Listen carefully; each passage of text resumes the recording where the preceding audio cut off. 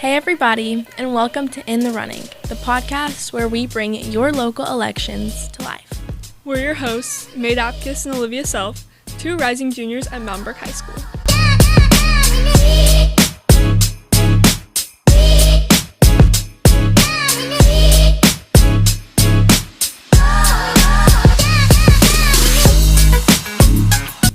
We started this podcast to help inform local voters on who is running in their local elections and what those positions do on a citywide scale. So, we're interviewing candidates and asking the real questions about their goals, values, and what they want to do for your communities across Alabama. No spin, no speeches, just honest conversation with the people who want to lead your city. This is In the Running.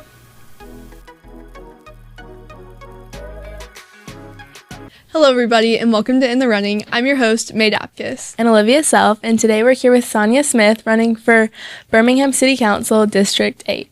Hi. Thank you for having me today. Of course. Thank you for coming. Yes. Okay. First thing we want to know a little bit about yourself. Okay. Passions, hobbies, anything. Okay. So, yes, Sonja Smith, my background. So, I grew up in Birmingham in the area, went to Birmingham Southern, went to LSU for grad school. So, I played the piano. That's what I studied in school, was piano. I lived in Chicago for a little bit, moved back to Birmingham in 2012. So I guess like passions, hobbies, interests, I play tennis. I play on a team out of the Inslee Rec Center. So I haven't been able to play much because of the campaign. And it's really like, it just really hurts. But What's your team name? No, we don't have like a name per se. So, just like whatever the captain's, that's usually what your team So like name the last is. name of the captain. Yeah. Are you ever the captain? No. Oh, No. I'm okay. yeah. I'm okay. Maybe one day. Yeah. No. I'm okay because I can go there and I can just kind of just be and not be in charge and not pressure. like, right. So I just go and just play and have fun. So, yeah. So I do that and, I like to cook and garden and all that fun old people stuff. Fun. Okay, so one of your campaign pillars is empowering local businesses. Can you give us specific proposals or policies you would support to help small businesses in District 8 grow? Yeah. So one thing that I've heard from our small business owners is just the access to capital, like just knowing where they can get more money so that they can grow their businesses like they want.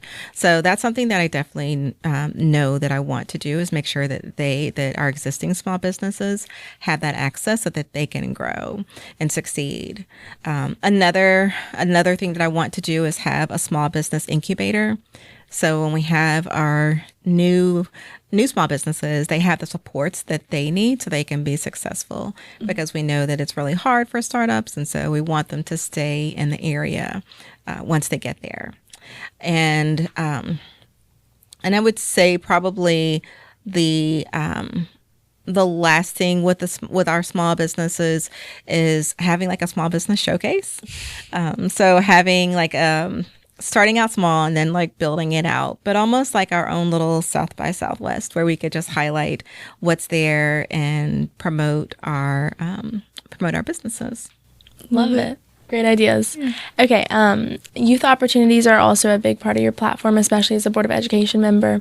So can you tell us a little bit about how you're going to enhance opportunities for youth, maybe like with schools, businesses, any opportunities? Yeah. So in terms of enhancing opportunities for youth, so the best way that I can support youth is that time that they're out of school. So from 3 p.m. to 8 a.m.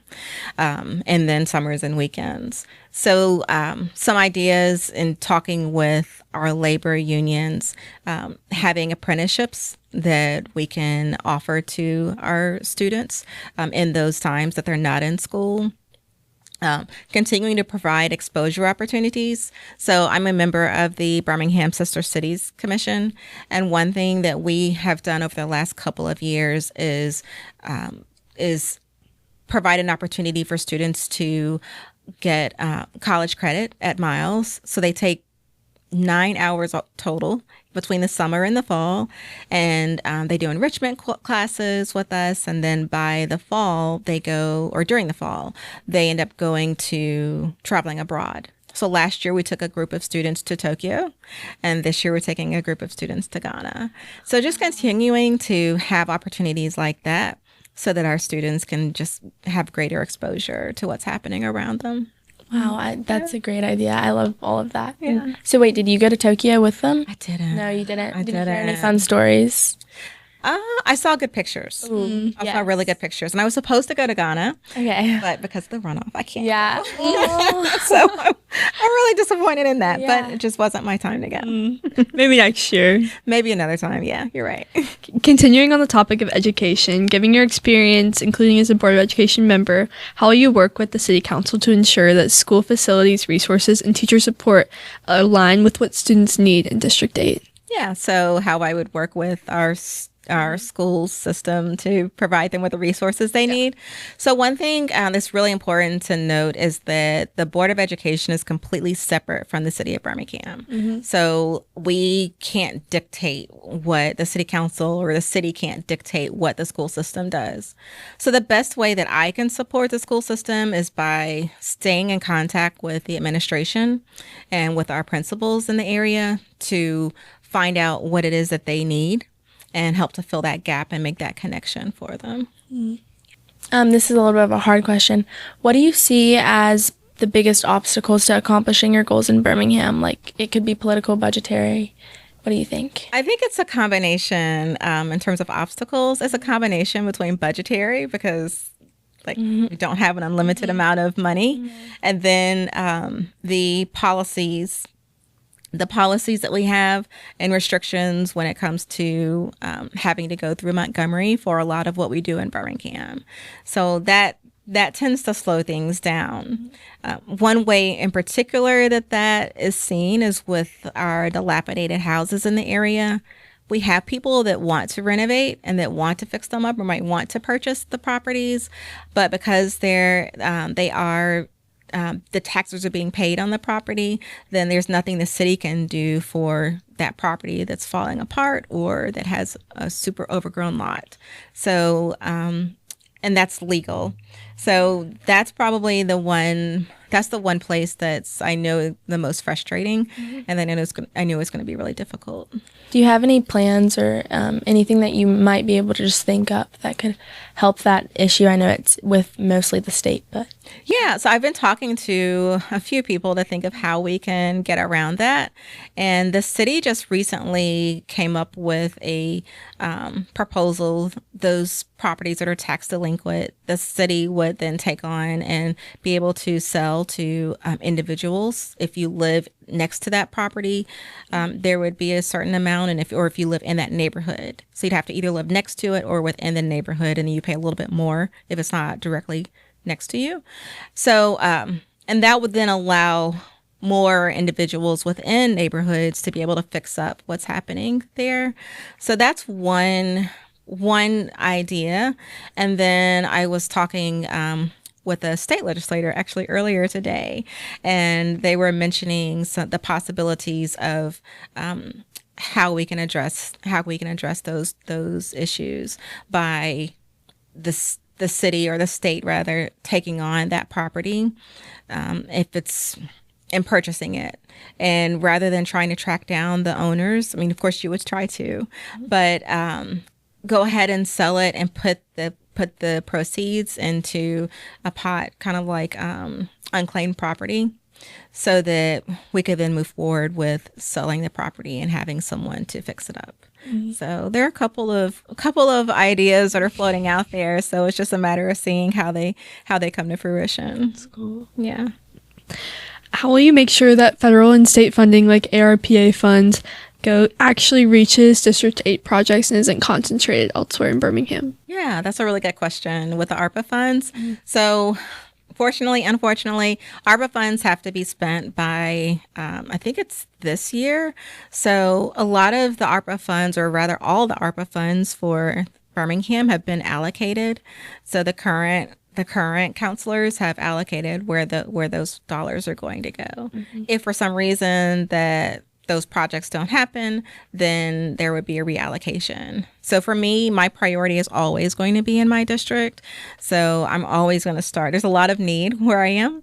So I'm always going to start where I am to make sure that the dollars that we have, that they stay best we can, that they stay within the district. So listening to our neighbors, that's the best way, is hearing what neighbors have to say, what their needs are, their wants, and putting the funds there.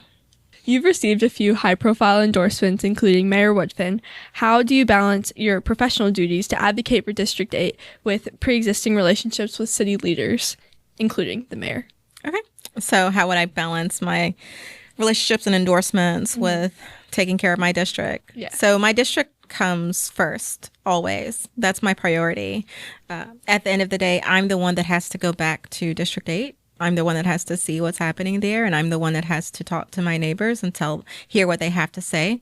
So my allegiance and my priority is always going to be with District 8 and with my neighbors. So if there's something that the mayor presents that goes against my district, then I would have to vote against it. I think that it's, you think about relationships that you have in your personal life. You have relationships, you have cousins, neighbors, friends, and you might work together. And if your cousin or neighbor friend or something, or someone says something or does something that you disagree with, you usually tell them about it. Mm-hmm. And they're going to be more receptive to hearing it from you because they know that you're coming from a good place. You're not just saying whatever you're saying to be adversarial. Mm-hmm. You're saying it for the sake of the greater good. And I think that's the same thing here. I think that it's important to have a relationship between the council and the mayor that is respectful. So one where you can respect the mayor and the mayor in turn respects you.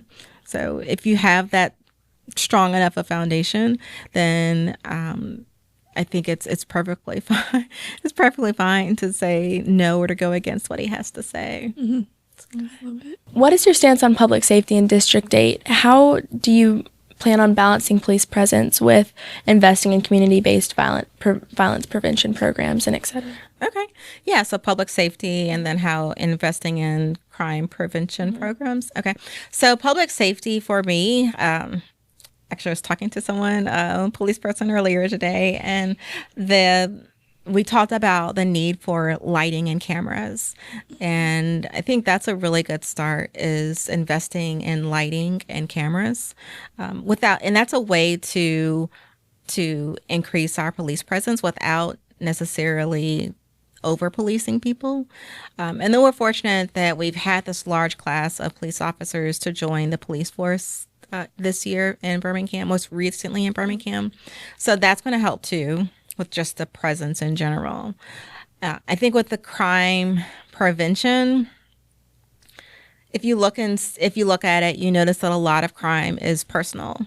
So it's almost like heat of passion or, anger control, anger management. So I think we have to do a better job, or we have to really think about just anger management and conflict resolution training for our young people at an early age, so that they're able to have better control. And we all do it, but just being able to not necessarily reach for a gun or a weapon in the heat of anger. Mm-hmm. So I feel like crime prevention for me is going to be more along the lines of conflict resolution.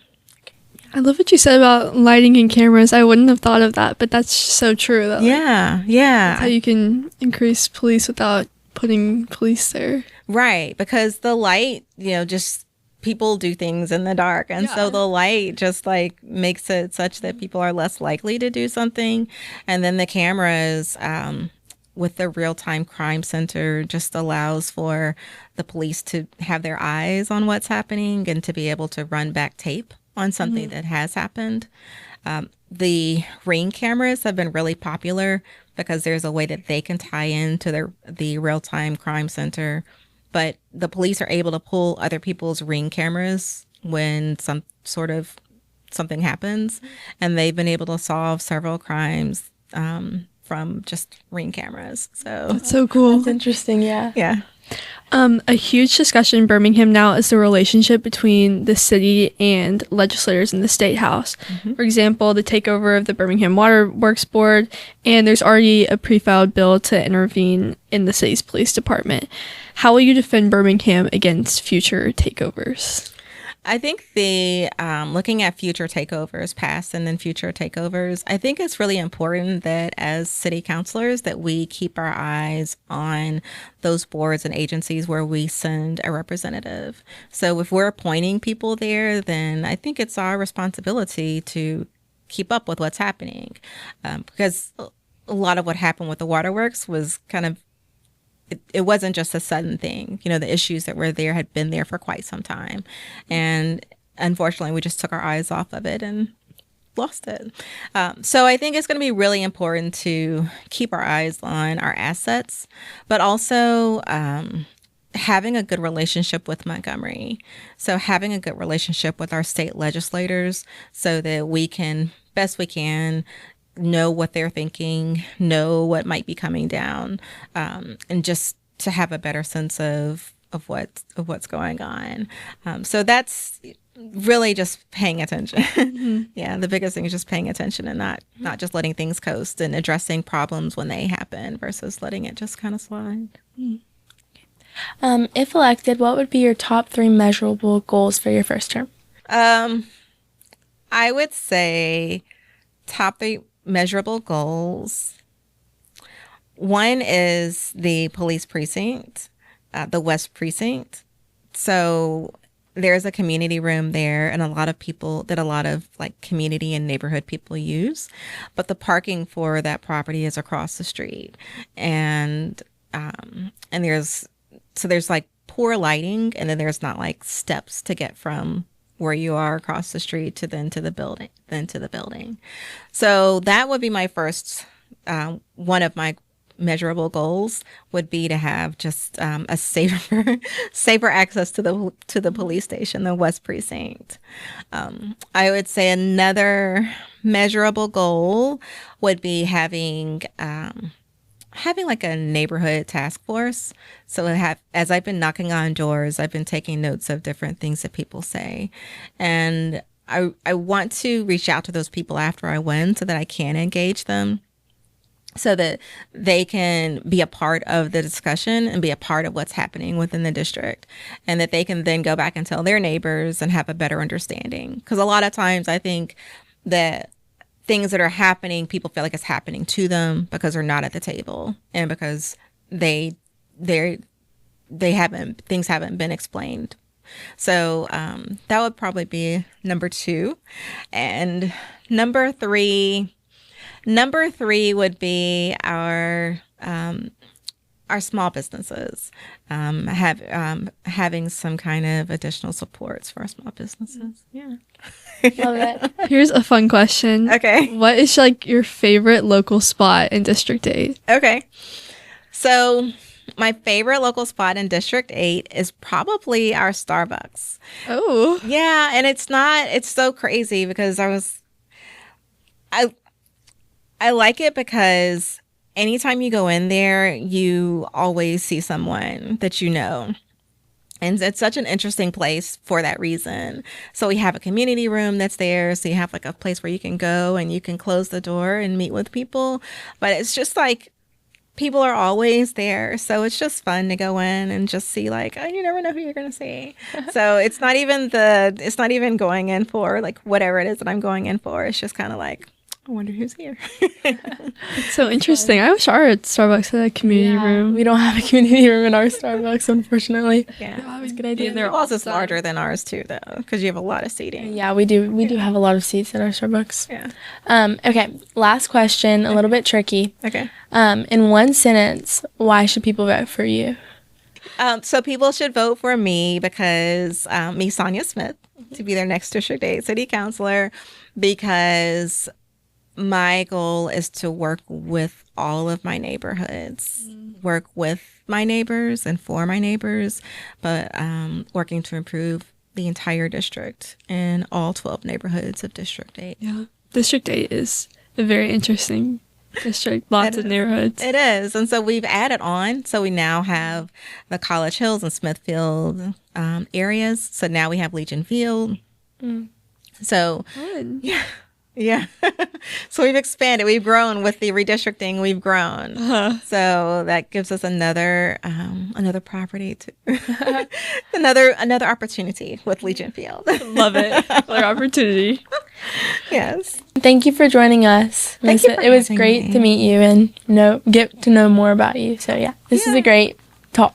Well, thank you all for having me and inviting me to be here with you. This has been fun. It was very fun. You all are really smart and bright. I'm so excited to see all the things that you're going to do. Thank you. For you, yeah. Thank you guys so much for watching. And Birmingham City voters, don't forget to vote on the runoff election on October 7th. And we'll see you next time. Bye.